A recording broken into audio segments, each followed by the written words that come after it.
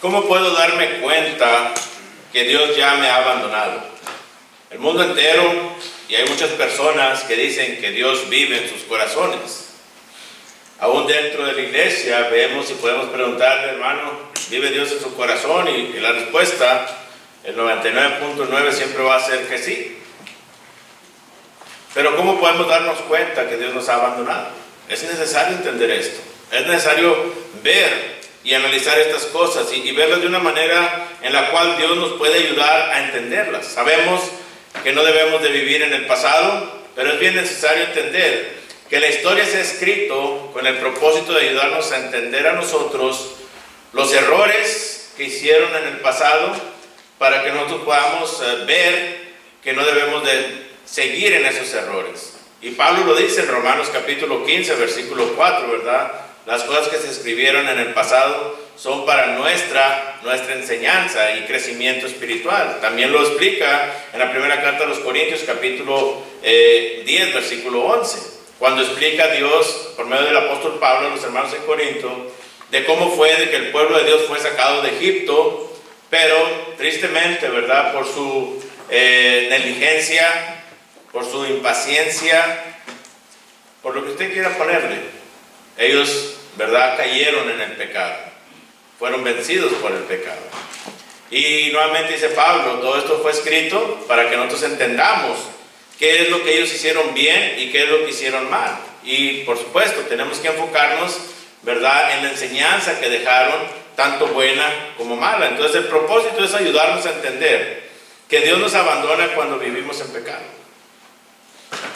Pero necesitamos ver bíblicamente, ¿verdad?, qué es lo que nos va a ayudar a entender. Sabemos lo que Dios quiere de nosotros y espera de nosotros. Entonces, los detalles del pasado nos revelan con claridad el resultado de nuestro futuro. Y depende qué vida tengamos, depende qué vida llevemos. Bueno, si vivimos bajo ello, pues va a ser un futuro en el cual va a ser consecuencias o frutos de la vida que hemos escogido. Entonces también, ¿verdad?, nos dice Pablo en la segunda carta a los Corintios, capítulo 5, versículo 10, que Dios nos va a llamar a cuentas a cada uno de nosotros. Y nos va a llamar a cuentas para darnos, ¿verdad?, según lo que merezcamos, según lo que hayamos hecho mientras estábamos en este cuerpo, sea bueno o sea malo, en el sentido del pensamiento de nosotros. En ese día Dios nos va a decir, la vida que llevaste fue buena o la vida que llevaste fue mala.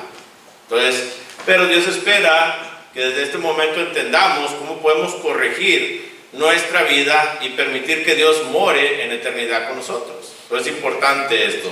Vivir en el presente nos ayuda a dar lo máximo de nosotros. Filipenses capítulo 1, versículo 21. Por esta razón Pablo dice claramente, porque para mí el vivir es Cristo y el morir es ganancia. Entonces Pablo nos enseña cómo es que debemos nosotros estar constantemente examinando nuestras vidas espirituales, constantemente estar preocupados si Dios está o no está con nosotros.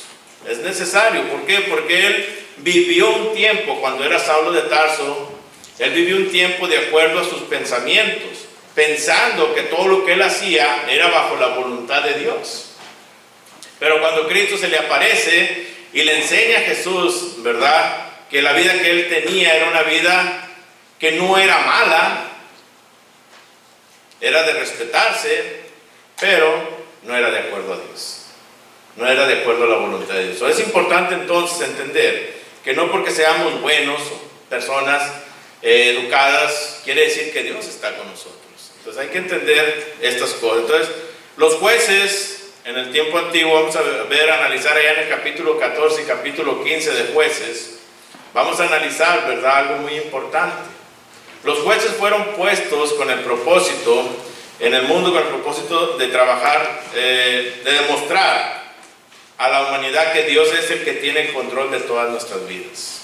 Y si usted lee el libro de Jueces, se da cuenta cómo es que el hombre vive un círculo de vida, que hasta el día de hoy, si usted analiza, casi siempre sucede. Mientras están con Dios, todo está bien, luego se empiezan a alejar, se empiezan a alejar, y ya cuando están en lo más bajo, recuerdan a Dios y oran a Dios, piden salvación, Dios les envía un juez y los revive, ¿verdad?, en el aspecto espiritual, los trae de nuevo a su fuerza y los trae de nuevo a Dios, pero una vez entra otra vez la confianza y está ese círculo de vida.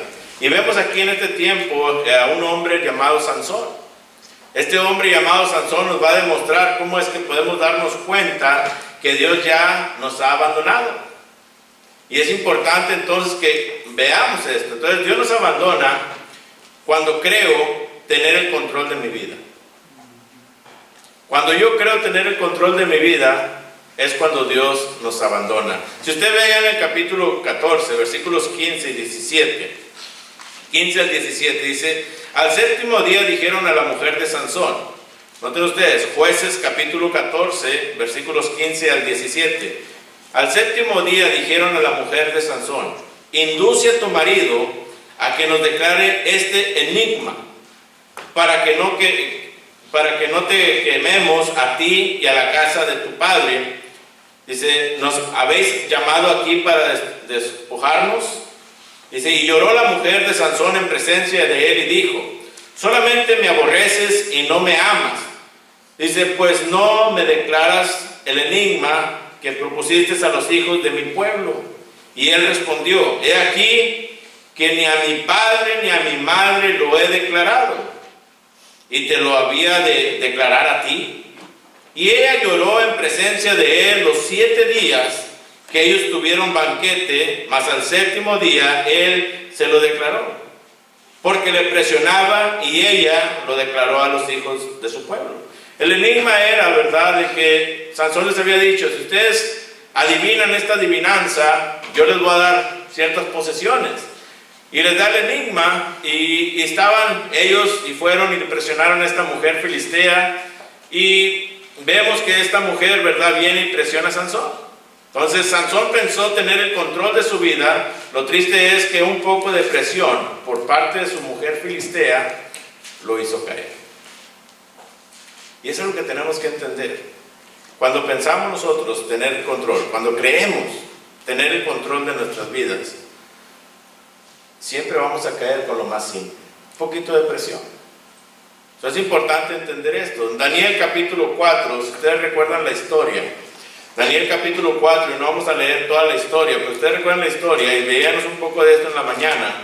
En Daniel capítulo 4 vemos cómo es que viene este rey, se levanta asustado por el sueño que él tuvo, y viene Daniel y le declara al rey la historia. Y estos son los versículos, ¿verdad?, en Daniel capítulo 4, donde le dice claramente, el versículo 24 al 37, y le empieza a explicar Daniel, y esa es la interpretación, oh rey, y la sentencia del Altísimo, que ha venido sobre mí, Señor el rey, que te echará de entre los hombres, y con las bestias del campo será tu morada, y con hierba del campo te apacentarás como a los bueyes, y con el rocío del cielo serás bañado, y 7 tiempos pasarán sobre ti, hasta que conozcas que el Altísimo tiene dominio en el reino de los hombres, y que lo da a quien él quiere.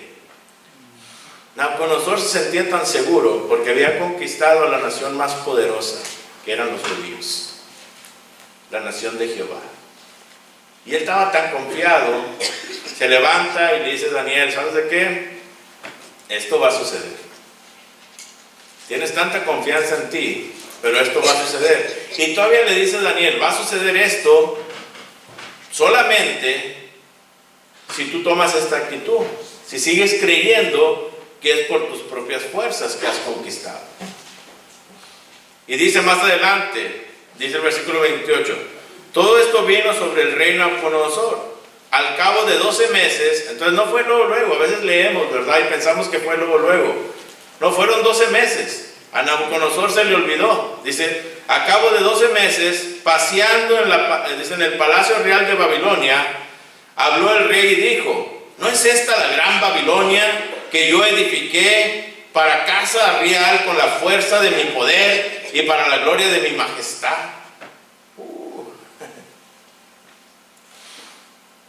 A veces que nos olvidamos, ¿verdad? ¿Quién es el que nos da la vida?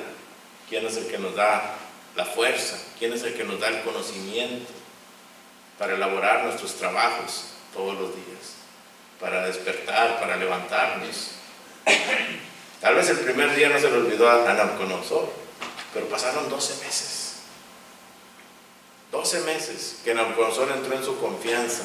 Y tanto lo halagaban, tanto le decían, wow, mira esta. Que él llegó a pensar que sí, había sido por sus propias manos, su propia inteligencia, que él tenía todo eso. Se le olvidó lo que Dios le había mandado decir por medio de Daniel. Y fíjense las consecuencias. Aún estaba la palabra en la boca del rey. Todavía ni acababa de decir esta frase. Cuando vino una voz del cielo: a ti se te dice, rey Nabucodonosor, el reino ha sido quitado de ti. Y lo hizo comer, vivir, dormir, como una bestia. Todo aquel poder que él tenía, lo humilló Dios en segundos. Cuando pensamos que tenemos el control de nuestras vidas y de repente llegamos al doctor y el doctor nos dice, tienes cáncer. Wow. Te quedan máximo un mes de vida. Si han conocido personas así, ustedes saben lo impactante que puede ser esto. Y casi siempre sucede, dice uno, ¿por qué? Si estás tan joven, ¿por qué? Si estás tan esto, ¿por qué? Si estás... Porque hay veces que llega cosas así para demostrarnos. Y hay veces que usted se ha preguntado, ¿por qué existen estas enfermedades? ¿Por qué existen todo esto? Bueno, Dios nos está ayudando a recordar como Nabucodonosor, que no tenemos el control nosotros. Tal vez pensamos tener el control porque nos levantamos este muro, levantamos aquello, edificamos esto, edificamos aquello y sentimos, ¿verdad?, que somos tan inteligentes, tan fuertes, tan poderosos, y nos olvidamos de agradecerle a Dios. Eso es cuando Dios nos ha abandonado. Cuando dejamos de agradecer a Dios, cuando dejamos de poner a Dios en primer lugar, cuando pensamos que todo lo que tenemos ha sido a base de nuestra fuerza, de nuestra inteligencia, de nuestro entusiasmo, en fin. Todo esto lo pensó Nabucodonosor. Entra una confianza en nosotros. Si ustedes lo notan también, si ustedes recuerdan a Noé, en Noé capítulo 9 de Génesis capítulo 9, y usted puede leer la historia, no la vamos a leer, pero anótenla. Génesis capítulo 9, versículos 18 al 24. Después de que pasa el diluvio, después de que salen del arca, Noé estaba en un punto donde dice, bueno, ya no hay pecado, ya estamos bien, estamos a salvo, ya la logramos. Y empieza a plantar una viña Noé, y empieza a crecer esta viña, y una viña no crece de un día para otro, hermanos. Se toma tiempo, se toma trabajo, se toma esfuerzo, cariño. Y crece esta viña, y Noé, ¿qué hace? Empieza a tomar. Entra en una confianza Noé que piensa que nada puede pasar porque todos los que estaban en el arca era su familia. Y si ustedes recuerdan la historia, ¿verdad? El hijo vio la desnudez de su padre. Y gracias a eso, ¿por qué vio la desnudez de su padre? Porque Noé estaba en un punto que ni él tenía control de lo que estaba haciendo. Él pensaba que tenía el control. Pensaba que Dios no lo podía abandonar porque ya había hecho lo más importante. Había trabajado tantos años haciendo un arca. Ya ves que a nosotros también nos sucede, hermanos. Pensamos que porque tenemos tantos años dentro de la viña del Señor, pensamos que porque hemos hecho bastante dentro del reino de Dios, pensamos y confiamos tanto en nosotros y pensamos que el pecado no nos puede destruir. Pero el pecado nos destruye en un instante. Así que es necesario tener a Dios en nuestras vidas. Bien necesario. ¿Se recuerdan Nadab y Abiú? Nadab y Abiú allá en Levítico capítulo 10, si pues gustan abrir sus Biblias, en Levítico capítulo 10, dos jóvenes que usted puede decir crecieron en la iglesia, como hoy en día hay muchos que han crecido en la iglesia, Dos jóvenes que vieron el mar, ¿verdad? Escucharon, vieron, vivieron con su padre Aarón las cosas que él vivió. Y llegamos al capítulo 10, versículo 1, dice: Nadab y Abiú, hijos de Aarón, tomaron cada uno su incensario y pusieron en ellos fuego, sobre el cual pusieron incienso, y ofrecieron delante de Jehová fuego extraño. Y subrayen esta frase: que Dios, que Él nunca les mandó. Y salió fuego de delante de Jehová y los quemó, y murieron delante de Jehová. Sí. Llegaron a un punto donde ellos sintieron: no, estamos bien, no hay nada que pueda pasar. No hay nada que me pueda destruir. Estoy en un punto de mi vida espiritual que nada me puede hacer el pecado. No, Satanás no tiene nada en contra de mí. Es que vamos a pensar así. Pero un poquito, algo tan pequeño, nos destruye. Es como si usted agarrara un pedazo de carne. Fíjese la ignorancia que llega a uno. Lo voy a poner de esta manera. Es como si usted agarrara un pedazo de carne y se le arrima un león, usted le hace así. Y en su mente usted dice: no, el león no me va a hacer nada. Se va a comer la carne, pero no me va a hacer nada a mí. ¿Cree usted que sucederá eso? Llegamos a pensar de esta manera. Llegamos a pensar que nos podemos arrimar hasta la orilla del barranco, sentir la adrenalina y hacernos para atrás, y que nada va a pasar. A confiar en nosotros mismos. Bueno, Dios nos dice que no. Sansón pensó de esa manera. Noé pensó de esa manera. Nadab y Abiú pensaron de esa manera. Necesitamos seguir teniendo a Dios en nuestras vidas. Pero necesitamos asegurarnos. No dejar de trabajar en la viña del Señor. No dejar de hacer la voluntad de Dios. ¿Se acuerdan de Moisés? ¡Wow! ¿Cuántos no quisieran ser como Moisés, verdad? ¿Se acuerdan ahí de Moisés, allá en Números capítulo 20? Si gustan abrir sus Biblias, Números capítulo 20. Pongo personajes que en la historia se han sido marcados como buenos o malos, pero es para que notemos nosotros que el pecado nos puede destruir en cualquier instante cuando no obedecemos la palabra de Dios. Números capítulo 20, versículos 7 al 11. Noten ustedes, Números capítulo 20, versículos 7 al 11. Dice ahí la escritura: y habló Jehová a Moisés diciendo, noten el mandamiento de parte de Jehová a Moisés: toma la vara y reúne la congregación, tú y Aarón tu hermano, y hablar, fíjense la ordenanza, y hablar a la peña a vista de ellos. O sea, que ellos vean que todo lo que vamos a hacer es hablarle a la peña. Dice: y ella dará su agua. Y dice: y le sacarás agua de la peña y darás de beber a toda la congregación y a sus bestias. Entonces Moisés tomó la vara de delante de Jehová como él le mandó. Pero noten lo interesante. Fíjense allá en el versículo, ¿verdad? Más adelante. Y puede leer usted toda la historia, pero se lo voy a mencionar nada más. ¿Cuál fue el error de Moisés? Estaba tan fastidiado del hombre, estaba tan fastidiado de las personas, que estaban siempre llor y diciendo que en Egipto les iba mejor y que esto y que el otro, que Moisés llegó a la peña, agarró la vara y en lugar de hablarle a la peña, la golpeó. Dios proveyó el agua, pero a causa de esos golpes, ¿qué él hizo? Algo que podemos decir, la congregación ni sabía lo que tenía que hacer Moisés, solamente Moisés. Dios ya le había dado una orden personal a Moisés. Para la congregación todo estuvo bien.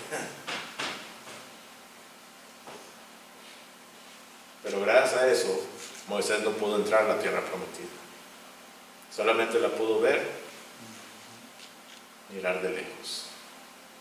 Qué interesante, ¿verdad? Que puede decir uno algo tan pequeño. Y hay veces que pensamos, yo no creo que Dios me mande al infierno por esto. Yo no creo. Hay gente más pecadora que yo. Gente que mata niños, gente que sacrifica mujeres, gente que hace esto, gente narcotraficante, gente borracha, gente drogadita. Hay veces que pensamos, ¿verdad? Decimos de esta manera, Dios, yo no creo que Dios me mande a mí por que nadie se da cuenta ni qué estoy haciendo.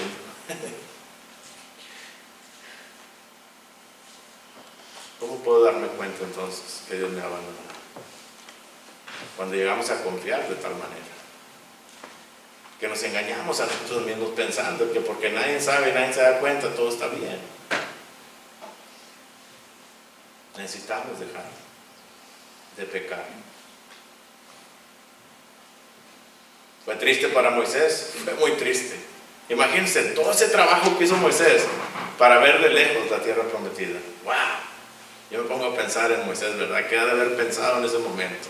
Haber llorado, haber sufrido, haber dicho, Señor, perdóname, pero nada de eso le ayudó. Eso es importante entonces.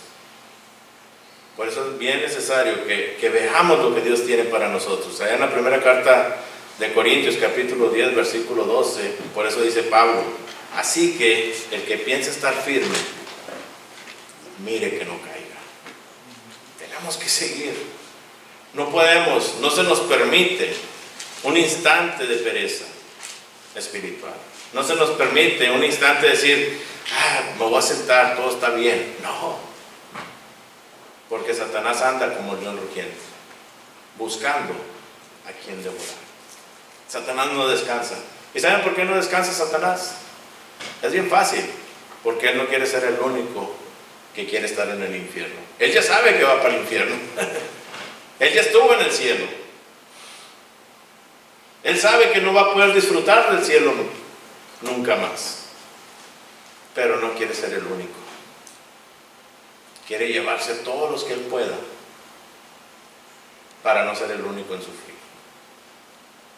Por eso no descansa. Por eso sigue constantemente tratando de quitar a Dios de nuestros corazones. Así que luchemos. ¿Cómo puedo darme cuenta entonces que Dios ya me ha abandonado?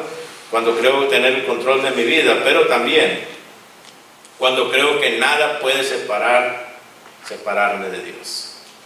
Hay veces que llegamos a tal confianza. Y regresemos allá a Jueces capítulo 16, Jueces capítulo 16.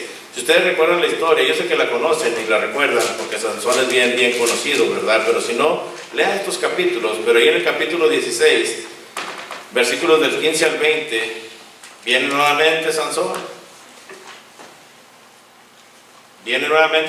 Pensó que nada podía destruir la relación que él tenía con Jehová. Y por esta razón bajó su guardia delante de Dalila, su esposa. Por esta razón la bajó. Él pensó que no, nada puede suceder. Solo le reveló la razón de su fuerza, pensando que nada podía separar de él la protección de Dios. La fuerza no estaba en el pelo. Es lo que muchos piensan y quieren y han puesto películas, ¿verdad? Y han hecho diferentes tipos de ideas. Que la fuerza de Sansón estaba en el pelo. No era en el cabello de la fuerza de Sansón. Era en la promesa que habían hecho con Dios. Y Sansón, de tanto que Dalila empezó a presionarlo, dijo, aquí está. Si nunca ha pasado navaja sobre mi pelo, por eso es de que Dios siempre ha estado conmigo. ¿Qué sucede? Si ustedes recuerdan la historia, ¿verdad? Lo amarran, le cortan el pelo y cuando lo despiertan, ¿qué creen? Dios no lo abandonó cuando le cortaron el pelo. Dios lo abandonó cuando él le declaró a Dalila la promesa que ellos habían hecho a Dios. Hay que tener cuidado. Cuando creo que nada me puede separar de Dios, nos creemos tan fieles, tan firmes y decimos, no, yo no me iría al mundo. Cuidado.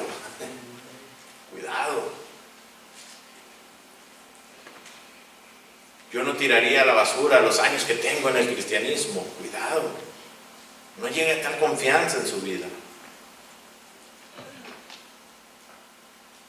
Ustedes recuerdan en Génesis capítulo 25, y noten estas citas, Génesis capítulo 25, versículos 29 al 34. Aquí está otro personaje. Génesis capítulo 25, versículos 29 al 34. Este personaje es Saúl. Él tenía algo valioso que Dios le había dado, y era su primogenitura. Y depende de ti cuál es el valor que le des a lo que Dios te da. Depende de nosotros. Él lo vendió por un platillo de lentejas. La mayoría de los que están aquí, yo creo, no saben ni qué son lentejas, y a lo mejor ni les gustan las lentejas.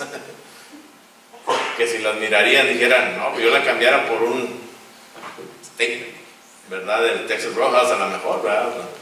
Pero lentejas, ¿cómo pudo Saúl?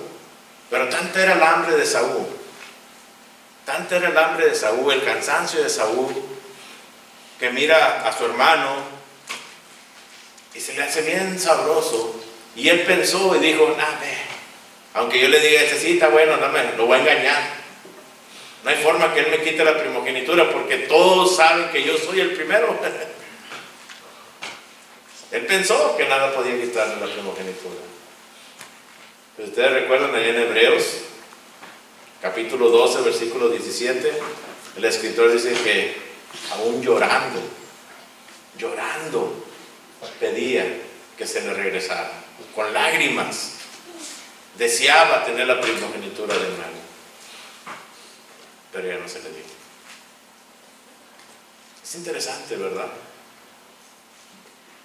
Hay veces que nosotros cedemos cuando castigamos a nuestros hijos, o vamos a castigar a nuestros hijos, y ellos empiezan a llorar y empiezan a pedir, ¿verdad?, perdón.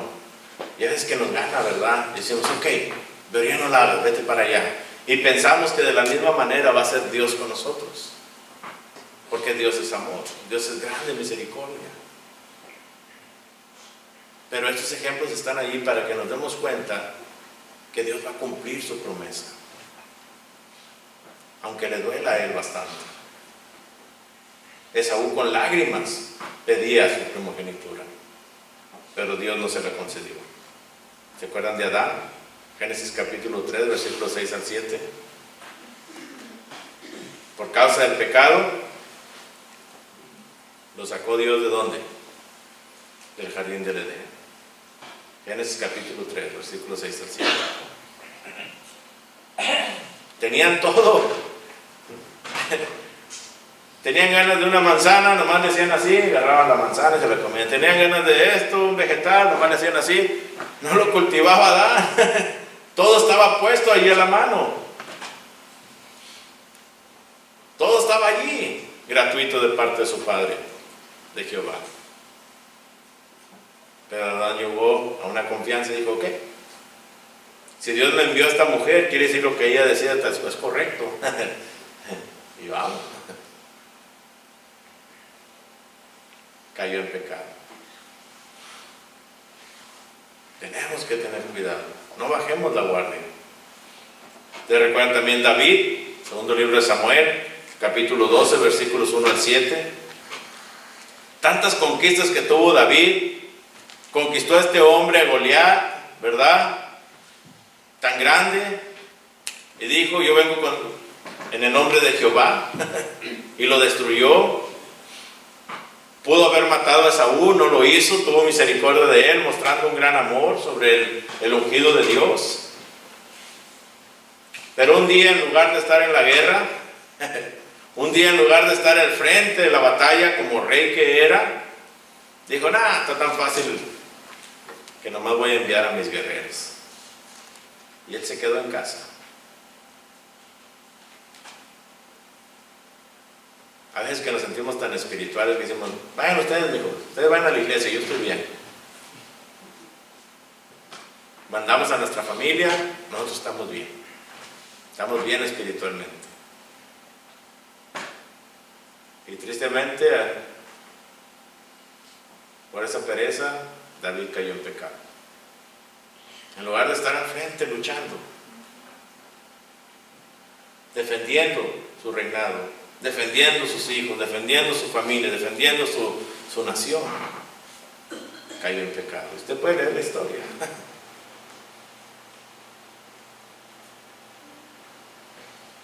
Necesitamos entender. ¿Se acuerdan de Salomón? Oh, el hombre más sabio en el Antiguo Testamento. ¿Cómo el hombre más sabio en el Antiguo Testamento llega a caer de esa manera? Que usted ve en el primer libro de Reyes, capítulo 11, versículo 1 al 8. Si ustedes notan allí, ¿verdad? Y anoten estas citas. Primer libro de Reyes, capítulo 11, versículo 1 al 8. Tanto era su inteligencia que se empezó a casar y después empezó a edificar para cada una de sus esposas muros, dioses, y más triste, empezó a adorar con ellas. A veces que pensamos que no tiene nada de malo, ¿verdad? A veces que invitamos a un familiar a los servicios y el familiar nos dice, bueno, si tú vas primero a mi iglesia, yo voy contigo. ¿Y qué sucede? Ahí va uno, ¿verdad? Y empieza a visitar y ellos nunca visitan la verdad, pero tú estás allá queriendo conquistarlo según para Dios. Para cuando menos piensas, por más inteligente que seas, vas a estar allá adorando a dioses hechos por manos de hombres. Tenemos que tener cuidado. Por eso Dios nos dice en el Salmo número 40, versículo 4, bienaventurado el hombre que puso en Jehová su confianza y no mira a los soberbios ni a los que se desvían tras la mentira. Es bueno eso. Necesitamos entonces entender que la confianza no debe ser en el hombre, no debe ser en la persona que está aquí enfrente, no debe ser en mi pareja, no debe ser en mis hijos, no debe ser en mi padre, no debe ser en nadie, debe ser en Dios. En Dios solamente. Dios es el que nos da la vida, Dios es el que nos da la salud, Dios es el que nos da las fuerzas, Dios es el que nos da el disfrutar del día a día. Solamente a Él tenemos que darle gracias. Gracias a Él tenemos lo que tenemos. Por eso Pablo nos dice en Efesios capítulo 4, versículo 30, no contristéis al Espíritu. No lo contristéis, porque lo podemos contristar. Para el cual fuiste sellados para el día de la redención. Entonces necesitamos entender, ¿verdad?, que mejor es confiar en Jehová que confiar en el hombre. El Salmo 118, versículo 8, es el texto, ¿verdad? Muchos argumentan que no, pero es el texto que está en el centro de la Biblia. Es el que da el equilibrio de las cosas de Dios. Son los mismos versículos antes de esos versículos y los mismos versículos después de esos versículos. Es el que está en el centro de la Biblia. Salmo 118, versículo 8. Mejor es confiar en Jehová que confiar en el hombre. Si en este día no has confiado en Dios, si no has entregado tu vida a Él, hoy es el día de salvación. Hoy es el día en el cual vas a decir, Señor, perdóname por todo este tiempo pensar que yo tenía control de mi vida. Perdóname por pensar que todo este tiempo yo lo podía hacer todo gracias a mi inteligencia. Puede pasar al frente. Ármese de fuerzas, valor, y créanme que no se va a arrepentir. Si usted ya fue bautizado y por X causa usted se ha retirado de las cosas de Dios, ha caído como estos hombres en confianza, vuelva a pedir perdón y Dios está listo para perdonar. Si es así, vamos a estar de pie para cantar el canto que el hermano ha preparado y lo esperamos.